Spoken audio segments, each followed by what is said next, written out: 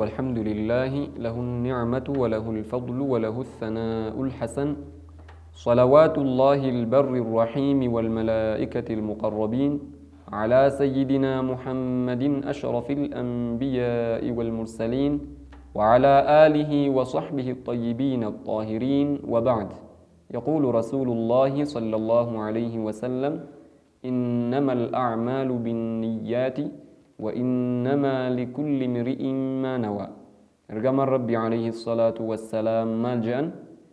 rabbiin dalagaawwan gaggaarii ka isinirraa qeebaluun yoo niyyaan keessan qulqulluu tahe namuu huma niyyate argataa jedhan jechuudha. Kanaaf yaani namni yoo rabbiif jecha niyyate sawaaba isumarraa argata. yoo kan addunyaa wahii niyyate yookiin namni safaarsuu yoo niyyate illee sanuma jechuudha. faaruu namaa san argata malee sawaaba argachuu fi faaruu namarraa argachuun walitti argaman jechuudha. Kanaaf niyyaan kenna rabbumaaf qofa akka tahu ofiillee isinillee yaadachiisaa jechuudha. Itti aansuudhaan darsii kenna kan darbe keessatti akka soomana keessatti waa lama dirqama tahan sanirra tokkoffaan niyyaadha. Lammaffaan immoo wantoota soomana balleessanirraa uf qabuudha jenne jechuudha. Wantoota soomana balleessanillee ni dubbanna. Niyyaa keessatti immoo akka wanti ilaalamu tokkoffaan niyyaan akka qalbiin tahu afaanin jechuun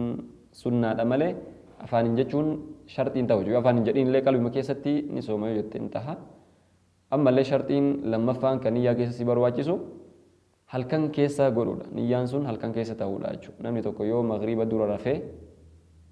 yoo kan eega subii booda ka'e namni kun yaani soomana hin qabu jechuudha waan halkan keessa niyyatinii fi akkasuma soomanaaf yeroo niyyatus yeroo jalqaba ramadaanni guyyaa halkaniin ramadaanni seenee beeynu san keessa gaaf baatii mul'atte yookiin guyyaa 30ffaan shaabaanaa dhumatee halkan keessa jechuudha. Sooma ji'a kanaaf ni sooma yoo ka jettu taate akka madhaba imaam Shaafayyiitti sun fudhatama hin qabu jechuudha. Garuu akka madhaba imaam Maalikitti fudhatama akka qabullee ibsinee jirra jechuudha. Wanti inni jedhee niyyatus guututti jechuudha. Wanti inni niyyatee jedhee niyyatus sooma gadii boruu gadiin yaani sooma boruu kan ni gaggeessa kan ramadaana amata amma keessa jirru kana jedheet imaana haala qabuun haala rabbii kiyyarraa thawaaba barbaaduun ni soomaa jedheet niyyachuu kanatu niyyaan guutuun kana jechuudha. Yaani maal jecha niyyachuu inni gaha sooma ramadaana ka dirqama narratti tahe boru ni sooma rabbiif jecha yoo jedhes ima gaha jechuudha. Itan niyyaan kana niyyaan kun qalbii isaa keessa kan bule tahuu qaba. Yaada kana qalbirra of yaasuun idan yeroo aduu lixirraa haga jidduu fajriin bahutti yeroo subiin seenutti jidduu kanatti argamuu qabaachuurra. Yoo kana kan argamin taate guyyaa itti aanu san keessa soomana namtichi sun hin qabu qadaa booda baasuun isarratti dirqama ta'a jechuudha. Asirratti jechuudha niyya akka niyyaatitti mas'alaa tokko laalla maal jedha wayajibu ala alhaa'idi wannufasaa'i idha inqata'a anhumaa addamu laylata asiyaami an tanwiyaa صيام اليوم التالي من رمضان وإن أخرتا الغسل. dubartiin laguu qabdu yookiin duuda qabdu akkasuma dubartiin dhiigni dahumsa booda qabdu yoo halkan keessa dhiigni kun ka irraa dhaabbatu tahe halkan keessa yoo ka irraa dhaabbatu tahe yani yoo haga dhiigni irra jiru sanitti isin soomana irraa dhoorgamtuudha jechuudha. Laakiin gaafa dhiigni irraa cite irraa ammarraa yani soomni waan dhoorguu irraa deemee jira jechuudha. Ammarraa soomuu qabdi jechuudha. Idan yoo halkan keessa irraa kan citu taate guyyaa itti aanu san soomu eegarraa cite waan fajiriin hin bahiniin maal gooti ni niyyatti jechuudha. Osoo dhiqachuullee baatte maaliifi laguu fi dhiiga dahumsaarraa dhiqachuun ka dirqama ta'u salaataa fi malee maaliifi miti soommanaa fi miti. Yani soommanni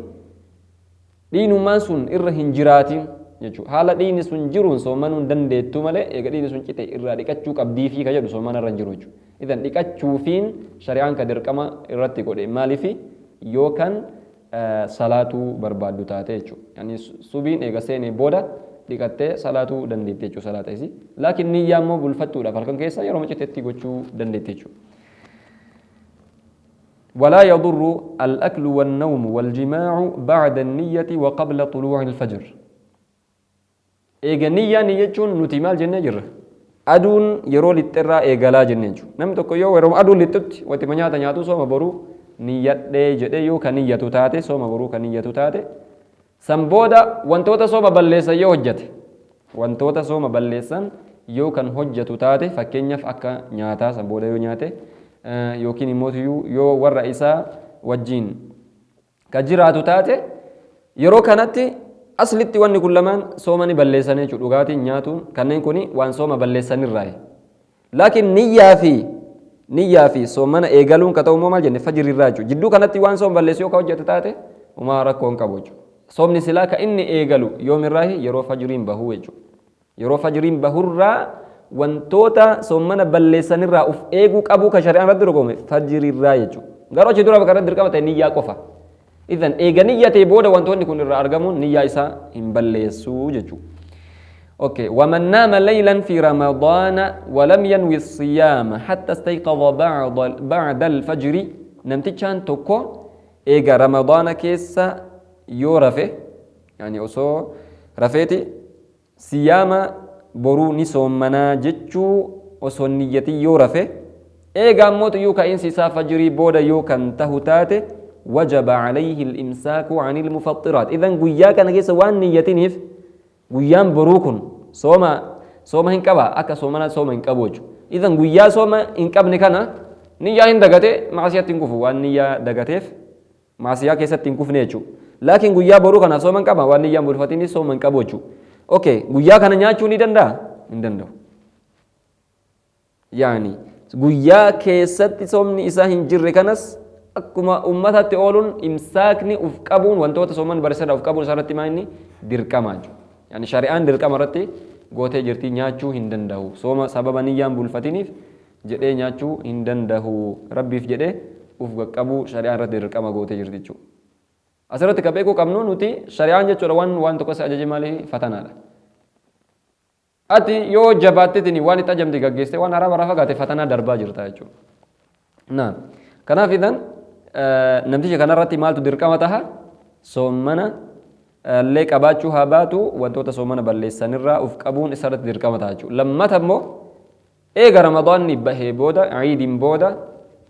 guyyaa san qadaa kafaluun isarratti dirqama ta'a. Yani وعليه قضاء هذا اليوم. أما صوم النفل فلا يشترط فيه التبييت. نمتجان immoo soomana fardiin tahin soomana sunnaa ka soomu taate شرطي هدهو جد أمال قتشون نية هالكن كيس بولفتشون صارت شرطي مديج فلو استيقظ بعد الفجر وسو إيجا فجر بهيسو بين سيني بوده الربا كان كأوتاته ولم يأكل شيئا وان تقوسو هنيات ولم يشرب لجين يعني وان صوم بلسو إنوجتين يجو ونوى صيام هذا اليوم قبل الزوال قيا أرآكنا كان كيس إيجا فجر بعد بوده كأيجو inni immoo hagammatti maa inni waan sooma balleessu tokko ka hin hojjetiin guyyaa irraa kan rabbumaaf jecha ni sooma yoo ka jedhee niyyatu taate namtichaan kun soomni isaa sirrii ta'a jechuudha maaliif niyyaa bulfachuun sooma dirqamaa keessatti malee sooma sunnaa keessatti waan shari'aan shartii hin godhiniif jechuudha ani guyyaa keessa muhimmiin maa inni qabla zawaal osoo aduu walqixa samiirraa gara dhihaatti hin jallatiin hin duratti niyyachuu fi lammaffaan waan sooma balleessu eega fajriin bahee boodatti nama hin hojjatin tahuudhaani jechuudha. Kanaan isarraa qeebalamaa jechuudha. Idha kanaan wantoota niyyaa keessatti barbaachisan dubbannee jirra. Inni lammaffaan immoo maal jenne alimsaaku anil mufaxxiraati wantoota shari'aan soomani balleessaa jettirra uf eeguudha jechuudha. Wanni dirqama sirriitti ta'u ka lammaffaa jechuudha. Kanaaf idhan amma maal dubbanna wantoota shari'aan irraa uf eegaa jettee dubbannaa jechuudha. فيجب الإمساك عن الأكل والشرب إذن صومنا كيسا نياتو في نقرى أفكبون دركماء وعن إدخال كل ما له حجم ولو صغيرا أمس وانو مقامك أبوهي وصوتك اللي كان تهتاتي سينسي سورة أفكبو راجد قرم سينسي سورة إلى الرأس والبطن قرى قراتي في قرى متى سينسي سورة أفكبو راجد أوكي إذن قرى متاتي يو سيني يوكين قرى قراتي يو سيني yeroo kana sooma balleessaa jechuudha yoo maaltu seene wanti qaama qabu wahii yoo seene jechuudha ونحوهما أمس وان متى في غرا فكاتو سنس وان ما إني وان أصو غران غهين يعني كرا غرات تجيسو في يوكن كرا متى تجيسو كان الرأيو كسينو تاتيجو من منفذ مفتوح سينسي وان قامك أبوك نس كرا كم يوته كرا منفذجون كرا بنما كرا ربي سبحانه وتعالى بنما قلتين أومي irraanii jedha fakkeenyaaf karaan banamaan sunis kamatatti geessu yookiin ka garatti geessu sunis maa inni kalfami akka afaaniti afaan karaa banamaadha isatti geessa karaa garatti gadi geessa jechuudha okay kanaafuu idan afaan karaa afaaniitirraa wanti gadi seene maal godhaa soomanii balleessa jechuudha garuu ammas maal beekuu na barbaachisa afaanii fi karaan jechuudha yoo inni irratti gahee soomana balleesse sun eessatti addaan bahaa afaan keessa waa kaa'achuu bichaan sooman balleessu kanaafuu eessatti addaan bahaa jennaan ulamaan maal jedhanii makhrajul haa bakka haa irraa baatuu jedhanii jechuudha bakki haa irraa baatu eessa walqixa laagate haa idan asii jechuudha wanni tokko afaaniin seenee yoo asirra gadi tare idan soomana maal godhee jira balleessee jira jechuudha ammas wanti karaa funyaanitiin yoo kawaa seenan taate funyaan irraan yoo kan darbu taate funyaan keessa yoo ol darbe yeroo kana sooma balleessaa kanaaf idan funyaan eessatti dhumata eessatti funyaan irra ol darbe jennaanii jennee beekuu nu barbaachisa jechuudha funyaan idan dhumni isaa alkhayshuun asii jechuudha bakka kanarra yoo ol waa darban yeroo kana maal jennaanii nama kana soomanni isaa badee jennaanii jechuudha bal'inaan inshaallah ibsina kanaaf idan namtichi tokko idan karaa banamaa rabbiin godhee uume kan akka afaanii jenne akka ammas funyaanii akka qaama saalaa lamaanii fi akka gurraachu qaamawwan kanaan wanni tokko yoo karaa qaawwa banamaa keessaatitti kan geessu ta'e karaa mataa tahina yookiin garagaraa tahina waan geessuu fi karaa kanarra yoo kan seenu tahe soomana ni balleessa karaa kanaan ala garuu soomana hin balleessu karaa manfadha maftuhatiin ala yoo tahe kun maal hin godhu hin balleessu jechuudha maaliif karaa jawufitti waan hin gahiniif yookiin ammas karaa banamaan waan hin tahiniif soomana hin balleessu jechuudha waman akala aw shariba naasiyan walaw kathiiran lam yuftir garuu mootii nyaatuun kunis yeroo kan balleessa yoo namtichi kan nyaatu san beekaa ka nyaatu taate kan daguun itti hin dhufin yoo kan tahu taate jechuudha siyaamni suni fardii tahee sunnaa tahee yookaan qaama wahii gara qaama isaa mataa fi garaatti yoo kan seensisu taate yookiin garaa fi mataa fakkaatu yoo kan seensisu taate yeroo kana ni bada jechuudha yoo daguuf ta'e taate hin badu jechuudha الحديث إرجم الرب عليه الصلاة والسلام حديث كيسة مال جاني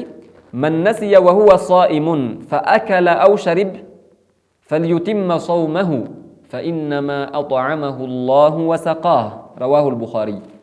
حديث إمام البخاريين أوديسان كيسة إرجم الرب عليه الصلاة والسلام مال جاني نمتيجان صومر جراجو إسا دقتيتني نياته يوكين أوجي فليتم صومه صوم إساسا هاغوتتو يعني إني صومر جراجو بني صوم نسايم بني إنما أطعمه الله وسقاه نما كان رب مت سبحانه وتعالى إسا نياتشيسي إسا أوباسي جانيجو كناف إذن حديثا كان كيسة أكيب سمتي نمني توكو إذن يو بيكا وان إرى دورغا مسان كغود أتاتي يرو كان صومن إسا بدا ملي غرو يو دغوف كان غود أتاتي صومن إسا هم بدو جانيجو كناف إذن وانتوتا صومنا بلسان الرا كان الرا ايغون درقم الرا توكو دبني جرا إن شاء الله كايتانو بوكنا بودا اتففنا بارك الله فيكم رمضان تجلى وابتسم طوبى للعبد إذا اغتنما أرضى مولاه بما التزما طوبى للنفس بتقواها إذن والتي تبينيتين جرا إني لما فان wantoota irraa of qabuun dirqama tahurraa lammaffaan al-imsaaku ani listiqaa'ah uf haqqisiisurraa uf qabuudha jechuudha uf haqqisiisurraa yani waan garaa kee keessa jiru uf barbaaddee baasurraa uf qabuun dirqama jechuudha faman qaa'a bixalabin minh namtichaan ufii barbaadeetiin uf haqqisiise iza nama haqqisee jedhaan jiru maal jenne nama uf haqqisiise jechuudha barbaadiinsa isaatiin haqqee ofirraa baase jechuudha binaxwi idkhaali isbaci fakkeenyaaf akka quba afaan keessa uf kaahuutiin فإنه يفطر إذن يو أف حق إجيسان أف حق إسيسون صومنا بليسا كان رأف إيقون درك أماجو وإن لم يرجع منه شيء أما مالي تبربادا منجرو حق إن أفي أفانت ألبهسون يو قدي بيش أبساجر أنجرو لا بربادي إنسانو مان حق يو باسي وصواني تقول إرالي قدي بيو باتي صومني نما كان بديتني انجراجو كن إذن نما أف حق إسيسا راي وتأف حق إسيسا جرو إنو بهي namichi haqqeen isa dirqite irraa baate wa ammaa man ghalabahu alqay'u namtichaan haqqeen isa dirqitee isa irraa baate walam yabla' minhu shay'an haqqee irraa bahe san irraa waan tokko ka gad hin deebisin falaa yuftir sooman isaan baduu kanaaf idan uf haqqisiisuu fi haqqeen ufii dirqamatti sirraa bahuun garagaraaju yoo ufii uf haqqisiifte haqqee man sirraa bahu bichaan soomanni bada yoo haqqeen dirqamaan dhufee bahe yoo waa irraa gad deebiste bada malee yoo humaan deebisin soomanni kee hin baduu jechuu walaakin namtichaan garuu haqqeen irraa baate ka waan tokko gad hin deebisin kun soomanni isaa baduullee haa baatu laakiin yuxahhiru famahu afaan isaa najisaawee waan jiruuf afaan isaa qulqulleessuun isarratti dirqamaaju osoo maal hin tahin osoo hancufa afaan keessa jirtu san hin liqimsinin dura hancufa najisoytee jirtu tana tan haqqeen najisoyte tana yoo kan liqimsu taate san booda soomanni isaa waan baduuf jecha tan isarratti maal dirqama taha osoo hancufa isaa san hin liqimsine hancufa isaa kan haqqeen makame san hin liqimsinin duratti afaan isaa haqqee irraa qulqulleessuun isarratti dirqama yoo osoo qulqulleessin hancufa isaa kan liqimsu taate fasada sawmuhu soomanni isaa badee jiraachuu قال رسول الله صلى الله عليه وسلم إرجما ربي مالجأ عليه الصلاة والسلام من ذرعه القيء أي غلبه وهو صائم فليس عليه قضاء ومن استقاء فليقضي رواه الحاكم والأربعة إذن أكما علماء حاكمي في ورث ملجرا أوديسانيتي إرجما ربي عليه الصلاة والسلام مالجأ من ذرعه القيء نمتجان حقين إسرفون إرابه يعني حقيته في إرابه وهو صائم حال صيامك أبون يحقين الراكن بهتاته فليس عليه قضاء نما كان قضاء هنجرو جأن إذن مالي في وان إن برباج إساتي وان انتهيني فيجو إذن كنس مال جنة شرطين إسا حق إبادسا قد ديبسو أبو في يو حق ديبسو اللي باتي afaan isaa hancufa isaa ka haqqeen makame san qulqulleessee yoo kan qulqulleessin yoo kan hancufa makamaa kana kan liqimsu taate soomanni isaa ni badaachu kanaaf idan hancufa isaa qulqulleessuu qaba jechuu yoo akkas tahe soomanni isaa hin baduu jedhan waman istaqaa'a namtichaan immoo barbaacha isaatiin haqqise falyaqdi soomni guyyaa sanii badee jira guyyaa san deebisee رمضان بودا قضاء إساها كفلوا يعني قضاء كفلوا سرتي درقما كناف إذن وانت الراف كابون درقما كلم مفا وف حق إسي سورة وف كابون درقما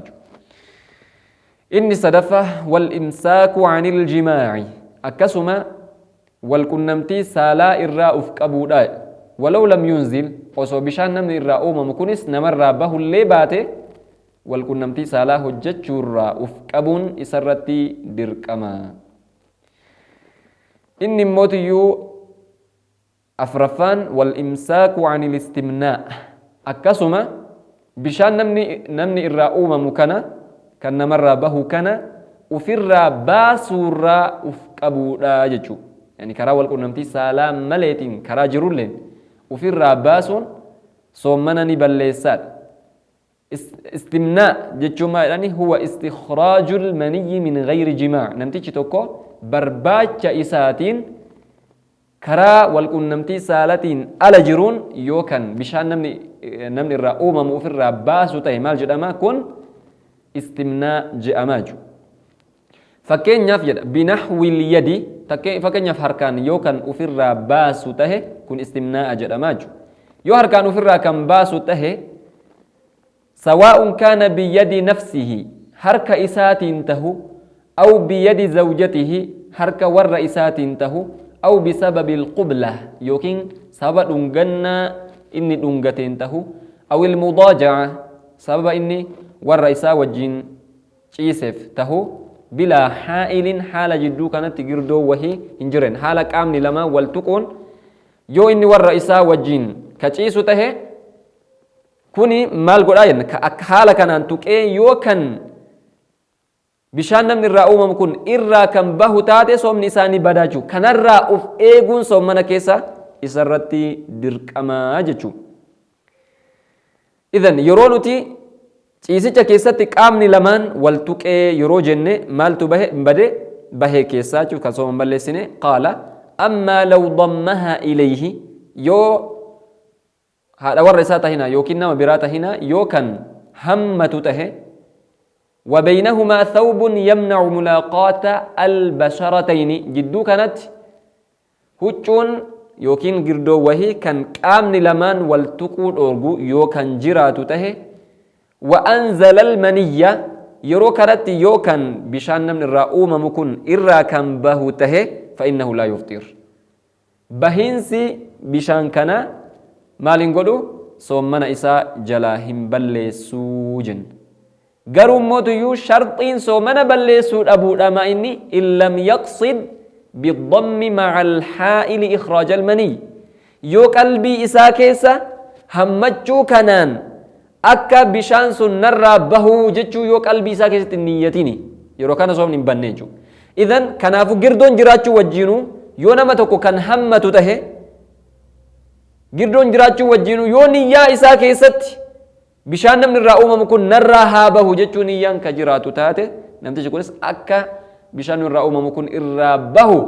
barbaadaa jiraachuu kanaafuu istimnaa'a jedhama. Soomanni isaa yoo akkas ka godhu taate ni badaa jechuudha. أما إذا قصد ذلك وخرج المني فهذا استمناء مبطل للصوم كنافو إذا نمتشان يو كان همته إسا كان سنرتي نيان ها بشان نمن الرأوم ممكن الرابه يو جراته سومن إسا نبداج. وأما خروج المني بالنظر أو الفكر قروا موت يو نمتشتوكو يو كان الرابه تاتي بشان نمن الرأوم سبب إني إجان لالف يوكين مو سبب إني قلبي إسا كيستي يادان وفرا فدودان يوكان منيين إرا كان بهتاتي يروكنا فهو غير مفطر كن صومنا إساهم بل السوج مالف لأنه إنزال من غير مباشرة والتكينزك آما وانهن أرقمنيف kanaafuu walquuqiinsi qaamaa hin argamne yeroo ijaan laalutti walquuqiinsi qaamaa hin argamne jechuudha. Yeroo ammallee sammuu isaa keessatti waa ofirra fiduudhaan sababa saniif yoo kan irraa bahus taate kunis maal hin goone walquuqiinsi hin argamne. Kanaafuu kun hukmiin isaa kamaa law naama fahtalam kun akkuma nama hirriba rafeet hirriba keessatti bishaan kun irraa baheeti jechuudha hukmiin isaa kana. Kanaaf amma gabaabinaan yoo irra deebine namtichaan tokko yoo barbaacha isaatiin kan bishaan namni irraa uumamu kun ofirraa kan baasu tahe barbaachi isaatiin takkii harka isaa tahina harka warra isaa tahina yookiin immoo sababa qaamni wal tuquu wajjiin warra isaa tahina nama biroo tahina hammachuutiin yoo irraa kan bahu taate yeroo kana soomni isaa ni badaajin haala qaamni wal tuqee jiruun yoo qaamni wal tuqee hin jiraatiin immoo maal laallaa niyyaa namtichaa laallachuu yoo niyyaa isaa keessatti akka bishaan kun irraa bahuuf jecha yoo kan hammatu tahe yeroo kana soommanni namticha kana badee jiraachuu yoo niyyaan kun hin jiraatiin immoo osoo bishaanichi illee irraa bahe soommanni isaan balleessuu jenna. Ammas bishaan kun illee yoo irraa bahe sababa ilaalcha laaleef yookiin sammuu keessatti xiinxallaa ofirratti fidaa waa foteessuuf sababa saniif yoo irraa akka bahu taate ammas soommanni isaa hin balleessu kuni akkuma nama hirriba rafee hirriba keessatti irraa baheeti kun soommanni hin balleessu. Idan kanaaf afraffaanii wantoota irraa of qabuun dirqama tahuu bishaan namni irraa uumamu ofirraa baasurraa of qabuun dirqama jechuudha. وأما تقبيل الزوجة المحرك للشهوة نمتجان توكو نيتي إسا يوكين هذا منا إسا يوكن لنغتو تهي سومن حالك أبو يوكن لنغتو تاتي حكمين إسا نلالا ماجو يرو لنغتو سنت فدين إسا نكا كأمو هنكا كأودا يو فدين إسا كان لنغتو سنرا كان نكا كأججو كان صداتو تاتي يو كان صداتو تاتي لنغتون إسرتي حراما yoo kan immootu yoo dhungadhe fedhii wahiitu wanni kaka'uun jiru yoo yani fedhiin kiyya kaka'ullee yani narraa bahaa bishaan kana narraa bahaa jechuu sodaachuun yoo keessa hin jiraatin yeroo kana namni kun dhungachuun isaa sun jibbamaadha malee haraamaa miti jechuudha. Idan kanaafuma laallaa namni tokko haadha mana isaa yoo kan dhungatu taate haala soomana qabuun qalbii isaa keessatti bishaan narraa bahamoo narraa hin bahu jechuu in sodaatamoo sodaatu laallaa jechuudha. Yoo haala kana sodaatu dhungate haraamatti kufe yoo kana bishaan narraa baha bishaan narraa uumamu kana narraa baha jechuu sodaachuun isa bira hin jiraatin dhungachuun isaa sun jibbamaadha malee maalii miti haraamaa miti jechuudha. Okay. Inni immootu jechuudha shanaffaa kan irraa of eeguun isarra dirqama tahu wal imsaaku ani arridda riddaarraa of eeguun isarratti dirqama tahaa jechuudha. Kanaaf idan